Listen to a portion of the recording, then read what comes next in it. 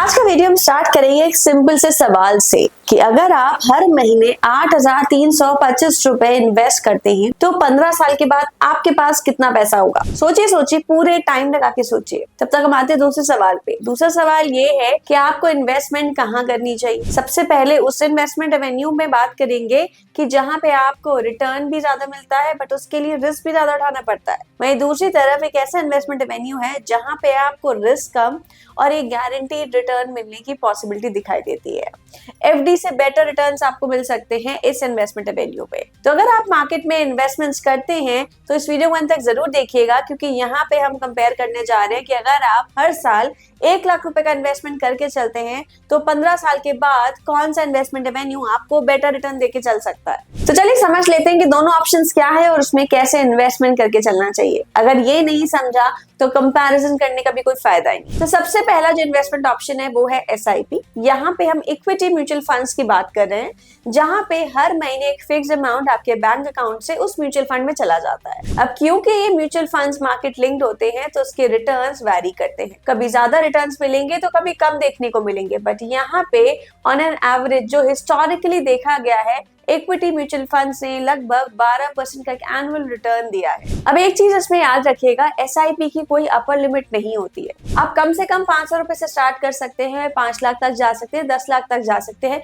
वो आपकी मर्जी है कि आप म्यूचुअल फंड में कितना इन्वेस्टमेंट करना चाहते हैं। अब बात करते हैं इसके दूसरे ऑप्शन की, जो की है पीपीएफ यानी कि पब्लिक प्रोविडेंट फंड। ये गवर्नमेंट बैक स्कीम होती है। इस फंड में गवर्नमेंट की गारंटी होती है। इसमें आपको फिक्स्ड रेट ऑफ रिटर्न मिलता है। अभी के अकॉर्डिंग 7.1% पर एनम का यहाँ पे रिटर्न मिलता है। तो ये फंड्स बेसिकली सेफ है, सिक्योर है और आपको इसमें मिलता है टैक्स बेनिफिट। बट इसमें कैप भी है कि इसमें जो आप इन्वेस्टमेंट करके चल सकते हो वो मैक्सिमम टू मैक्सिमम 1.5 लाख की हो सकती है। तो एसआईपी को कंपेयर करें पीपीएफ से तो एसआईपी में मार्केट रिस्क रहता है, रिटर्न की मैक्सिमम लिमिट नहीं है, प्लस साथ ही साथ इसमें इन्वेस्टमेंट की भी मैक्सिमम लिमिट नहीं है। But PPF government back linked होता है, सेफ है, सिक्योर है और इसमें आपको मिलता है टैक्स बेनिफिट भी, प्लस साथ ही साथ एक कैप जो है वो 1.5 लाख की इन्वेस्टमेंट का लिमिट है, जो कि एसआईपी में बिल्कुल भी नहीं। अब सवाल ये है कि 15 लाख जो हमने इन्वेस्ट किए हैं 15 साल में कौन सा फंड आपको बेटर रिटर्न्स देता है।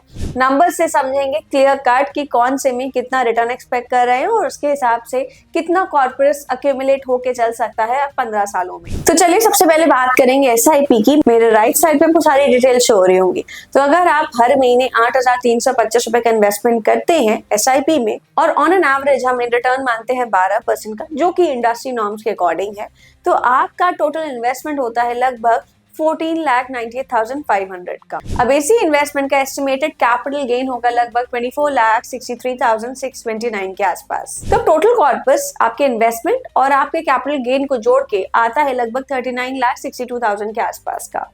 तो आपने जो इन्वेस्टमेंट किया था कितना, 14,98,500, लगभग 15 लाख के आसपास। तो 15 साल के बाद आपको जो कैपिटल गेन के साथ साथ जो आपको कॉर्पस बनता है वो लगभग 39.6 लाख यानी कि 40 लाख के आसपास बनता है। सोचिए आपने एक फंड में पैसे लगाए थे सिर्फ और सिर्फ 15 लाख और आपको 15 साल में लगभग 24.6 लाख का रिटर्न मिलता है। तो यहाँ पे 2.6 टाइम्स का आपको रिटर्न देखने को मिल रहा है। ये कोई मैजिक नहीं है, ये सिर्फ एक मैजिक है टाइम इन्वेस्टमेंट का और साथ ही साथ कंपाउंडिंग का। कंपाउंडिंग का सीधा मतलब है कि आपका इन्वेस्टेड पैसा ही आपको और पैसा कमा के दे रहा है। और इसमें कैच है कि जितना ज्यादा टाइम अच्छे फंड में इन्वेस्टेड रहेंगे तो आपकी रिटर्न्स की पॉसिबिलिटी और ज्यादा बढ़ जाती है। तो एसआईपी में इन्वेस्ट करना है तो एक कैच है, सबसे पहला टाइम होराइजन। तो जितना लंबा टाइम आप उसमें इन्वेस्टेड रहेंगे उतना ज्यादा बेटर रिटर्न्स आपको मिल सकते हैं।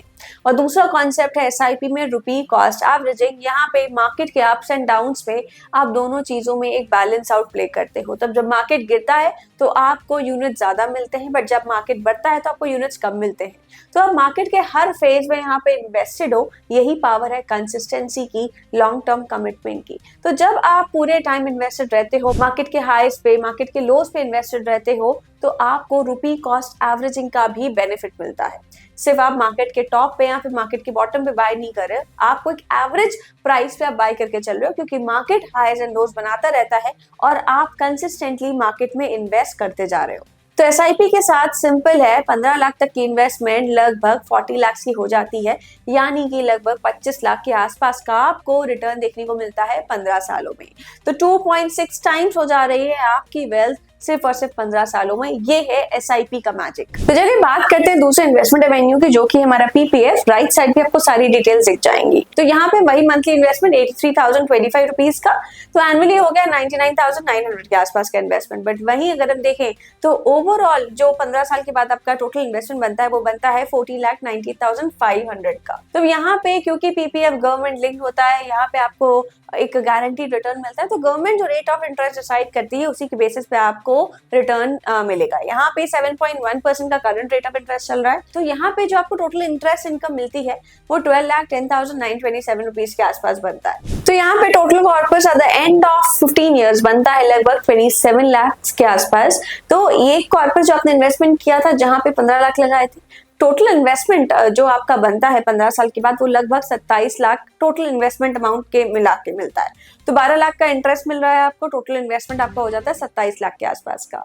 हालांकि अगर हम इसको कंपेयर करें एसआईपी से, तो एसआईपी के मुकाबले लगभग 12 लाख का आपको यहाँ पे नुकसान देखने को मिल रहा है। बट सिर्फ नुकसान ही नहीं, यहाँ पे अगर आप सेफ प्ले कर रहे हो तो वो कहीं ना कहीं रिटर्न से कॉम्प्रोमाइज भी होता है। बट पीपीएफ के अपने एडवांटेजेस है, बस डिपेंड करता है कि आपका इन्वेस्टमेंट गोल है क्या। पीपीएफ यहाँ पे कम्प्लीटली सेफ है, रिटर्न्स की सेफ्टी है, टैक्स बेनिफिट भी मिल रहा है। यहाँ पे आपको ट्रिपल ई का टैक्स बेनिफिट मिलता है। तो यहाँ पे आपका इंटरेस्ट अमाउंट हो, चाहे आपका इन्वेस्टमेंट अमाउंट हो या फिर आपका मेच्योरिटी अमाउंट हो, तीनों चीजें टैक्स फ्री रहती है। बट यहाँ पे एसआईपी में क्या होता है, एसआईपी में आपको कैपिटल गेन लगता है। तो जो भी आपको प्रॉफिट हुआ है एसआईपी में इन्वेस्ट करने के लिए, उस पर लगता है एलटीसीजी यानी कि लॉन्ग टर्म कैपिटल गेन। तो पीपीएफ में लॉक इन है, जो कि एसआईपी में नहीं होता है। अगर आपने एसआईपी के लॉक इन ऑप्शन नहीं चूज किया है, तो पीपीएफ में लॉक इन होता है 15 साल का। तो ये आपको हेल्प करता है डिसिप्लिन मेंटेन करने के लिए, ताकि आप 15 साल तक इन्वेस्टेड रहें, क्योंकि वो डिसिप्लिन आपको रिवॉर्ड करेगा रिटर्न्स के साथ। हालांकि यहाँ पे रिटर्न सेफ है, बट यहाँ पे आपको डिसिप्लिन रिटर्न्स देखने को मिल रहे हैं। और साथ ही साथ पीपीएफ एक और एडवांटेज देता है कि 3rd से 6th ईयर के बीच में आपको मिलती है लोन फैसिलिटी। आप पीपीएफ के अगेंस्ट आप लोन भी ले सकते हो। तो चलिए बात करते हैं एक हेड टू हेड कंपैरिजन की एसआईपी और पीपीएफ में। तो सबसे पहले हम बात करेंगे इन्वेस्टमेंट की। तो इन्वेस्टमेंट सेम है, एसआईपी में इन्वेस्टमेंट रहेगा 14,90,500 का, पीपीएफ में इन्वेस्टमेंट रहेगा 14,98,500 का। तो रिटर्न्स की बात करें तो एसआईपी में आपको कैपिटल गेन मिलता है 24,63,629 रुपीज का, बट वहीं पीपीएफ में आपको मिलता है इंटरेस्ट इनकम। अब 15 साल बाद जो आपकी इंटरेस्ट इनकम जनरेट होती है as per 7.1% rate of interest, जो कि अभी का है, वो 12,10,927 रुपीज का है। अब टोटल कॉर्पस की बात करें तो टोटल कॉर्पस एसआईपी के फॉर्म पे जो बनता है वो लगभग बनता है 39 लाख के आसपास का, बट वहीं जो कॉर्पस बनता है आपका पीपीएफ में वो बनता है लगभग 27 लाख के आसपास का। रिस्क की बात कर लें तो एसआईपी में मार्केट रिस्क बहुत ज्यादा है, बट वहीं पीपीएफ में जीरो रिस्क है। टैक्सेस की बात करें तो एसआईपी में लगता है LTCG long term capital gain tax, और वहीं पीपीएफ की बात करें तो PPF triple E tax benefit मिलता है।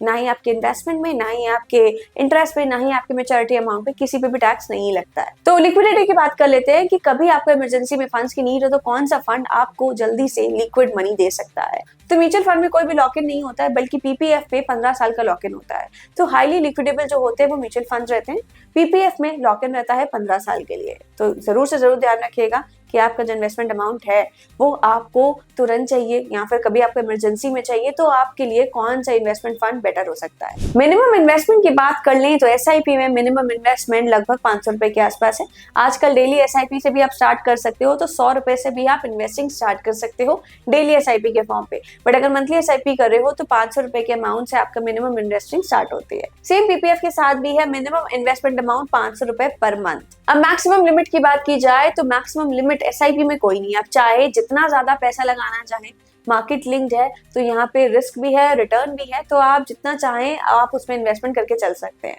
बट वहीं पीपीएफ में कैप है मैक्सिमम लिमिट का, जो कि है 1.5 लाख की, क्योंकि यहाँ पे हमें टैक्स बेनिफिट देखने को मिलता है, तो इसलिए इसकी जो अपर लिमिट सेट की गई है वो 1.5 लाख रुपए पर ईयर की है। तो नंबर्स की गेम समझे तो एसआईपी यहाँ पे विनर है। यहाँ पे एसआईपी आपको दे रहा है 12 लाख का एक्स्ट्रा रिटर्न, और ये लेकिन बहुत ही ज्यादा इंपॉर्टेंट है क्योंकि पीपीएफ जो है वो गवर्नमेंट लिंक्ड होता है, टैक्स फ्री है, रिस्क फ्री है और आपको दे रहा है गारंटीड रिटर्न। एसआईपी का 12% का जो एनुअल रेट ऑफ रिटर्न है वो सिर्फ एक अजम्पशन है। कभी कभी मार्केट आपको उससे ज्यादा रिटर्न दे देता है, बट कभी कभी मार्केट आपको उससे कम रिटर्न भी देता है। तो यहाँ पे रिस्क तो है, बट यहाँ पे अगर हम रिस्क ले लेते हैं, मार्केट की टाइमिंग के साथ प्ले करते हैं, तो एसआईपी में आपको ज्यादा बेटर रिटर्न देखने को मिल सकते हैं। अब सबसे इंपॉर्टेंट सवाल कि आपको क्या चूज करना चाहिए, अभी कंप्लीटली डिपेंड करता है आपका गोल क्या है और आपका रिस्क टॉलरेंस कैपेसिटी क्या है।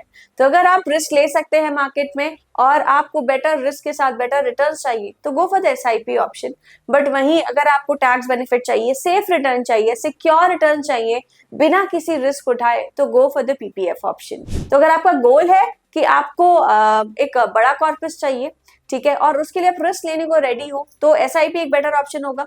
बट अगर आप एक स्मूथ और स्टेडी इनकम चाहते हो, ठीक है, अगर आपकी एज ज्यादा है और आप ज्यादा रिस्क नहीं ले सकते हो, तो पीपीएफ आपके लिए सेफ और गारंटी रिटर्न दे सकता है। बट हमारी राय ये रहेगी कि आप थोड़ा थोड़ा अमाउंट दोनों में इन्वेस्ट करके चलें, क्योंकि मार्केट लिंक्ड रहेगा तो आपको रिटर्न्स की पॉसिबिलिटी ज्यादा दिखाई देगी। बट वहीं अगर आपको सेफ्टी भी चाहिए, थोड़ा बहुत एक डाइवर्सिफिकेशन चाहिए, तो दोनों में इन्वेस्टमेंट करके चलिए। यहाँ पे आपको रिटर्न्स भी देखने को मिलेंगे अगर एसआईपी में इन्वेस्ट कर रही है, और रिस्क भी कम होता हुआ दिखेगा, सेफ्टी भी मिलेगी आपके पोर्टफोलियो को, आपके रिटर्न्स को। तो पीपीएफ ऑप्शन उसके लिए है। तो ये था हमारा एक शॉर्ट ओवरव्यू पीपीएफ और एसआईपी के बारे में। तो अगर आप एक इन्वेस्टर हो, उसको जरूर वॉच करिएगा और अपनी इन्वेस्टमेंट्स गोल के अकॉर्डिंग, रिस्क के अकॉर्डिंग जरूर से जरूर प्लान करिएगा। सो मिलेंगे नेक्स्ट वीडियो में कुछ और नए अपडेट्स के साथ। और अगर ये वीडियो पसंद आया तो लाइक कर लीजिए, सब्सक्राइब कर लीजिए एंड शेयर करना मत भूलिएगा।